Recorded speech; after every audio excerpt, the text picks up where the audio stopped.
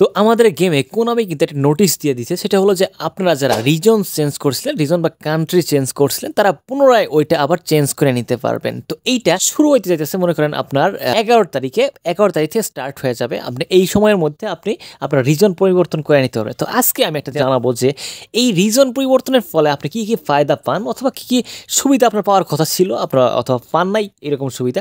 তো এইটা আজকে ডিটেইলে জানাবো। যারা মূলত কয়েন পারচেস করতে চাইতেছেন কিন্তু ট্রাস্টেড কোনো শপ পাচ্ছেন, তারা তিন্নি গেমিং শপ এই শপ থেকে যায় কয়েন পারচেস করতে পারবেন। এটা 100% ট্রাস্টেড একটা শপ, এইখানে কোনো রকম কোনো সমস্যায় পড়তে হবে না।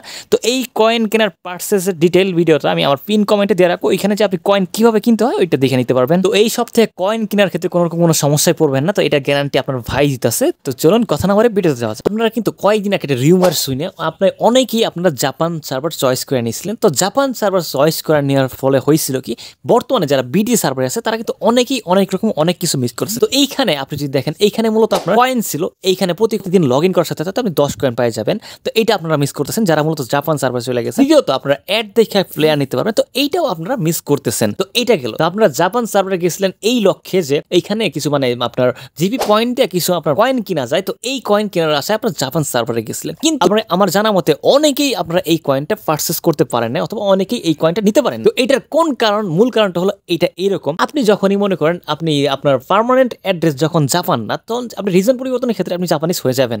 তো এটা কেমনে বলতে আপনার বুঝায়, সেটা হবে এইরকম কিছুটা। তো এখানে আপনি গেমের মধ্যে আপনার রিজন চেঞ্জ করছেন, সমস্যা, কিন্তু আপনি যখন আপনার কোনামি আইডি খুলছেন, আমরা কোনামি আইডি খোলার সাথে আপনি রিজন আর আপনার মনে করেন কান্ট্রি সিলেক্ট করে নিচ্ছেন, মনে আছে কি জিনিসটা, ওইটা যদি আপনি চেঞ্জ করতেন, তো ওইটা চেঞ্জ করার ফলে কিন্তু আপনি জাপানিজ হয়ে যায়। মানে আপনার ই ফুটবল আপনারা মূলত আপনার জাপানে থাকেন এটা ধরে নিন, কিন্তু আপনি কিন্তু মূলত আপনি ঢুকছেনি কিন্তু আপনার ওই জাপান সার্ভার না দিয়া, যার কারণে আপনারা ওই কয়েন পাওয়ার ক্ষেত্রেও দেখতে আপনার কয়েনটা দেখতে পাইতেছেন ঠিক, কিন্তু আপনার কয়েনটা পারচেস করতে পারতেছেন। তো এইটা হলো মূল কারণ। তো আমি মনে করি যারা যে দেশে থাকেন তারা সেই দেশের কান্ট্রি রিজন সিলেক্ট করেন, হুদাহুদি এমনি মানে অন্য দেশের রিজন সিলেক্ট করে আহামরি খুব একটা বেনিফিট পাওয়া যায় না। তো আপনারা যেটা মূলত প্রমাণ পায় গেছেন, আশা করি জিনিসটা বুঝতে পারছেন। এখানে দেখেন আপনারা কিন্তু আপনারা জাপান সার্ভারে গেছিলেন, এটা কিন্তু মানতে আপনি মনে করেন 100 কয়েন দিত, এটা খুব একটা আহামরি, বুঝছেন? মানে এটা যার কারণে আপনার রিজনটা চেঞ্জ করা লাগবে। আমি মনে করি যারা মূলত রিজন চেঞ্জ করতে চান তারা এইবারই রিজন চেঞ্জটা করে নিয়ে, তো এই রিজন চেঞ্জ করার ফলে হবে কি, এই যে রিজন চেঞ্জ করবেন বাকি 365 দিনের মধ্যে আপনি আর রিজন চেঞ্জ করতে পারবেন না।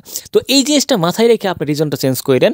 আর একটা জিনিস আমি আপনাদের সাজেস্ট করি যে আপনাদের নিজ দেশ যেটা, সেই দেশটাই দিয়ে। আর যারা মূলত জাপানিজ রিজনে দিচ্ছেন, আমি জানি না তাদের নেট প্রবলেম করে কিনা, কিন্তু অন্য সমস্ত গেম হলে যেমন পাবজি খেললে আমি অন্য যখনই মানে রিজন অথবা সার্ভার চেঞ্জ করতাম, তখন দেখা যাচ্ছে আমার ই ফুটবলে হয় কিনা জানি না, কারণ আমি কখনো ই ফুটবলে আমি এটা রিজন অথবা কান্ট্রি চেঞ্জ করি নাই, কারণ আমি আমার দেশে যেটা আছে আমি ওইটা দিয়ে খেলছি।